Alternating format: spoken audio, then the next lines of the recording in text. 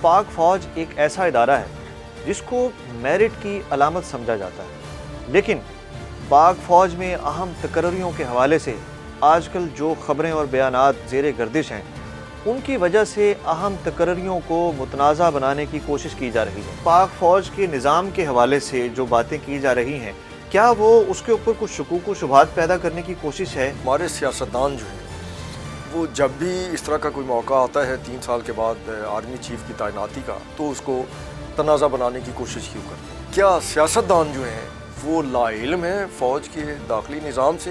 سیاسی جماعت جو ہے وہ اپنے کسی سیاسی کارکن کو اس لیے ٹکٹ دے دے، ایم پی ایم این اے کی دور بات ہے کہ ایک کونسلر کی بھی، کہ یار یہ دیکھیں 20 سال ہو گئے اسے ہمارے تمبو لگاتے ہوئے، کرسیاں سیدھے کرتے ہوئے، ہماری خدمت کرتے ہوئے، اسٹیج کے اوپر کرسیاں لگاتے ہوئے، نہیں یار اس کا بھی حق بنتا ہے، اس کو ہم ٹکٹ دیتے نہیں دیتے نا۔ یہ ہمارے لیے ایک سوچنے کا مقام ہے، باعث شرمندگی بھی ہے۔ جو عمران خان صاحب نے ایک نظریہ، ایک بیان جو اپنا پروپیگیٹ کیا ہے، ماضی میں آرمی چیفز جو ہیں وہ جن کی تقرریاں ہوئیں، کیا وہ میرٹ پہ نہیں تھی؟ میرٹ کی اگر بات ہے تو فوج کا ایک نظام ہے جس میں، اور یہ یہاں سے پاکستان میں، باقی پوری دنیا میں بھی وہ پسند ناپسند نہیں چلتی، اس میں باقاعدہ جو سینئر موسٹ 4-5 نام ہیں وہ دیے جاتے ہیں لیفٹیننٹ جنرل کے، وہ لوگ، وہ ہمارے افسران جو لیفٹیننٹ جنرل کے عہدے تک پہنچ چکے ہوتے ہیں۔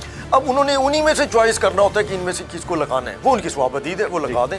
اب اس میں یہ کہنا کہ یہ وفادار ہے، یہ نہیں ہے، تو میرے خیال ہے کہ یہ ایک لا علمی ہے، یا پھر میں یہ سمجھتا ہوں کہ بدنیتی ہے۔ اہم تقرری کے حوالے سے بیانات، کیا ملک دشمنوں کی مدد نہیں کر رہے؟ دیکھیں ہم نے تماشا بنایا ہوا ہے، ہمارا پرابلم یہ ہے کہ ہمارا سیاستدان جو ہے وہ، اس سے بڑا مذاق کیا ہوگا کہ M P A M N A ان کو باقاعدہ فنڈ دیے جاتے ہیں۔ وہ فنڈ کس لیے دیے جاتے ہیں؟ وہ فنڈ انہوں نے سیوریج کی لائنیں بچھوانی ہیں، انہوں نے گٹروں کے ڈھکن لگوانے ہیں، یہ ان کا کام نہیں ہے۔